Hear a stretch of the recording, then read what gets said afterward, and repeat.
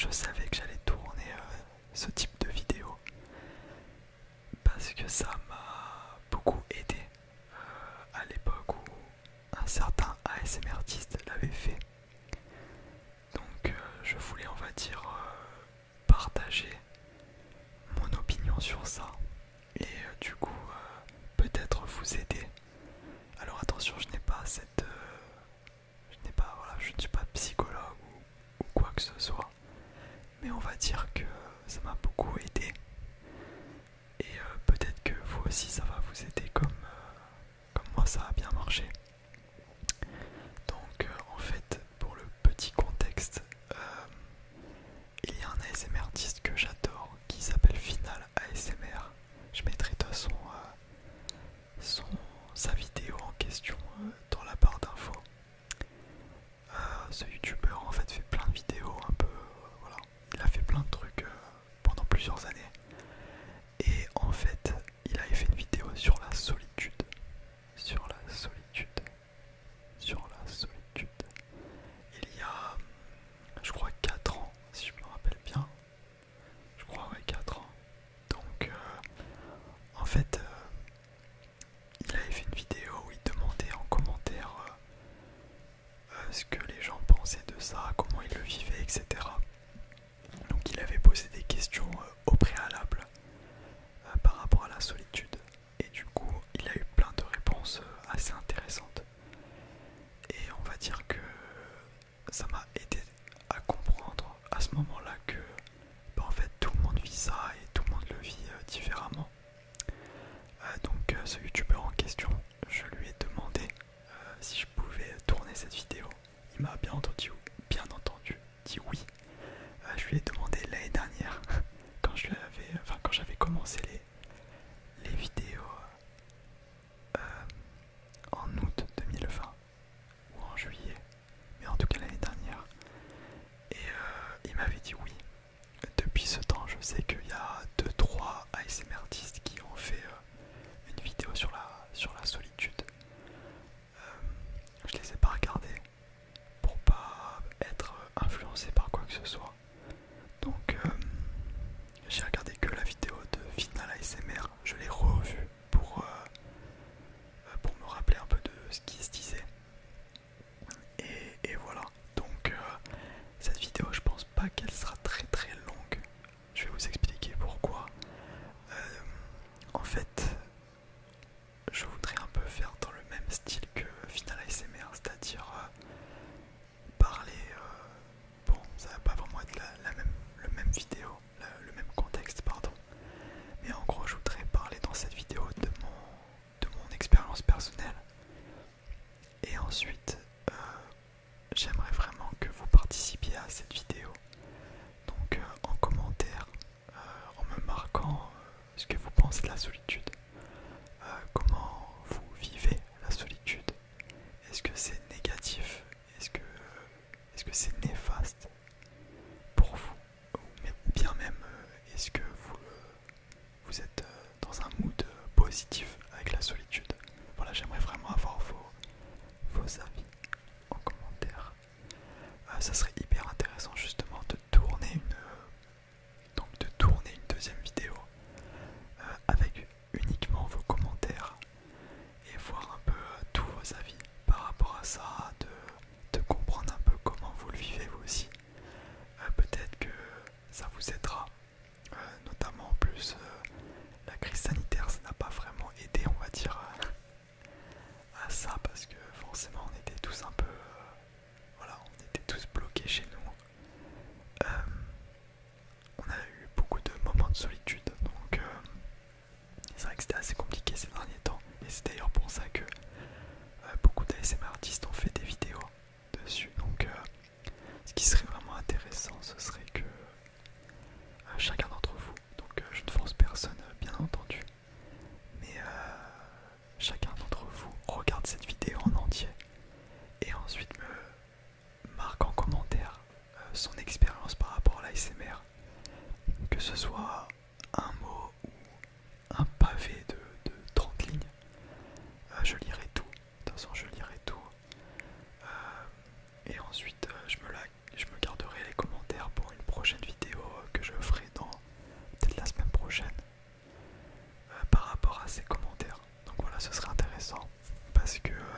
je connais vos prénoms maintenant. Je connais les prénoms de certains d'entre vous grâce à la vidéo ASMR prénom. Et j'aimerais vraiment connaître maintenant, vous connaître un peu plus, te connaître un peu plus. Donc ça pourrait être intéressant, surtout que c'est un sujet à débat, c'est un sujet qui est pour certains très très néfaste, pour d'autres positif, pour certains comme moi, un peu des deux. Donc ce serait intéressant d'en faire une vidéo avec vos avis. Pour cette vidéo, j'ai avec moi deux triggers. Donc me demandez pas pourquoi je les ai pris. Peut-être parce que les sons étaient intéressants. Mais je les ai pris, on va dire par pur hasard. J'ai déjà une boîte de thé, une boîte de thé, une boîte de thé, une boîte de thé, une boîte de thé. Le son est assez fort. C'est pour ça que je ne le mettrai pas proche du micro.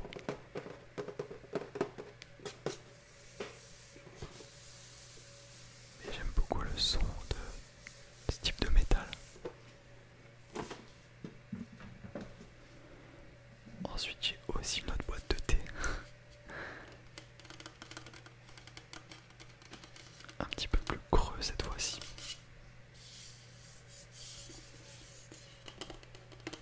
Mais le son est très intéressant, très intéressant. Le son est intéressant, le son est intéressant.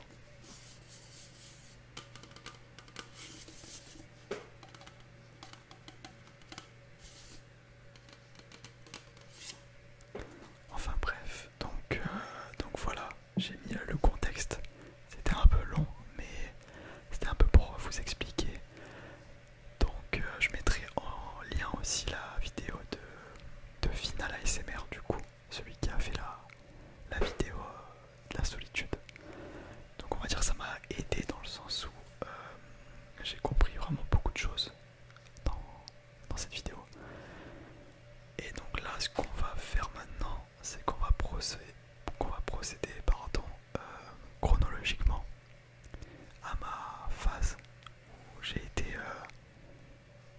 dans des moments de solitude, quand est-ce que j'ai senti la solitude, comment je l'ai vécu. Donc c'est pas, voilà, je veux pas non plus raconter ma vie, ou je veux pas que vous pensiez que, je sais pas, je me la raconte ou quoi, mais c'était pour vraiment vous parler de mon expérience perso, et ensuite que ça vous incite à m'écrire en commentaire ce que vous ressentez par rapport à ça. Donc déjà on va rappeler un peu la solitude avec les deux définitions que nous donne le Larousse. Donc ça va nous mettre un peu dans le contexte. Donc le Larousse nous dit que c'est un état de quelqu'un qui est seul, momentanément ou habituellement. L'autre définition, c'est un état de quelqu'un qui est psychologiquement seul. Donc c'est assez intéressant parce que on peut le prendre, enfin on le voit d'une façon assez négative, je trouve, dans les dictionnaires, même dans les, je sais pas, dans les films, dans les musiques. D'ailleurs j'ai une musique en tête par rapport à ça. Ça ne parle pas de solitude, mais il y a le mot solitude qui revient. Et c'est vrai que la solitude est très très mal vue finalement par beaucoup de personnes. La musique en question, c'est d'un artiste inconnu au bataillon. On va dire que j'écoute beaucoup d'artistes inconnus. Cet artiste s'appelle Léo Germani. Je mettrai en barre d'infos la musique en question.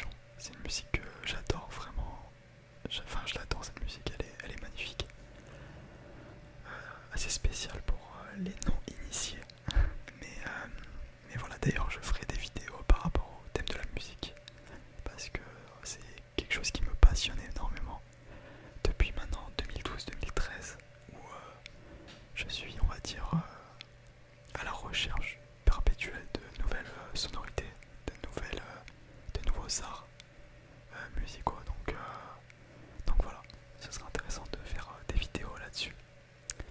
Et notamment sur mon style de musique préféré, les mots rap, les mots, l'alternative hip-hop, enfin plein de trucs. Bref, je vous en parlerai plus tard. Revenons à nos moutons, à nos moutons, à nos moutons. Je vais prendre la boîte de thé. Donc, je disais qu'une musique me faisait penser à ça. Cette musique s'appelle Paradis de Léo Germani. Et il dit juste la solitude et l'amertume. Et ensuite c'est assez négatif comme parole, mais c'est vrai que le fait de rajouter le mot solitude me pousse à comprendre que la solitude est très mal vue dans tout style d'art. Donc c'est souvent quelque chose qui reflète un peu nos mauvais états, nos moods un peu tristes, dépressifs, etc. Donc voilà, là je vais un peu vous parler du contexte par rapport à mon expérience personnelle. Alors on va dire que en fait pour revenir un peu à quand j'étais petit, en fait j'ai pas de frère et j'ai une sœur qui a 10 ans de plus que moi. Et on va dire que j'ai été très vite confronté à la solitude.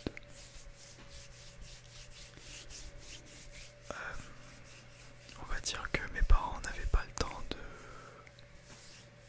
jouer avec moi. Je sais pas, je vous prends des exemples comme ça, mais ils n'avaient pas trop le temps voilà, de jouer avec moi, je sais pas, de faire des trucs et tout. Donc c'est vrai que c'est quelque chose qui m'a pas mal marqué quand j'étais petit. Cette solitude où voilà, je jouais tout seul dans ma chambre pendant des jours et des jours, où les vacances étaient limite interminables. Donc surtout que moi à mon époque il n'y avait pas Netflix, il n'y avait pas Amazon Prime avec des dessins animés on va dire tout le temps en fait. Donc c'était assez compliqué de s'occuper quand t'étais petit et que t'étais seul. On va dire que cette solitude elle a été marquée par ça. Et aussi donc déjà par le fait que je sois assez seul. Donc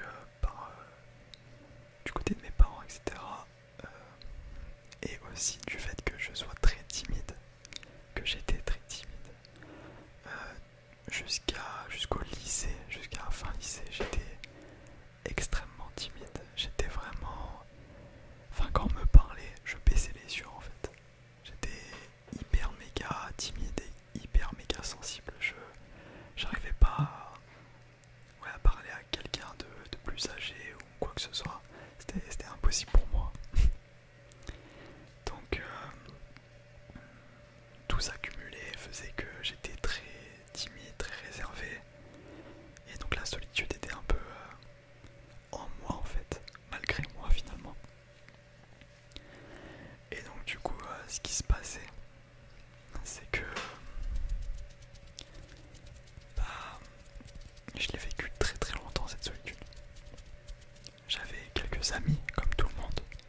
Bon forcément quand t'es on va dire à l'école primaire, collège, t'as pas vraiment de vrais amis. Donc voilà, c'était des amis comme j'aime bien les appeler les amis 8h 17h, c'est-à-dire les amis que tu vois de 8h à 17h et après terminé. Donc c'est vrai que le fait que tu ne les vois pas en dehors de l'école, etc., ça fait que finalement t'es très vite seul. Et comment dire, ensuite j'ai été confronté au collège où j'ai pas très bien vécu le collège, un peu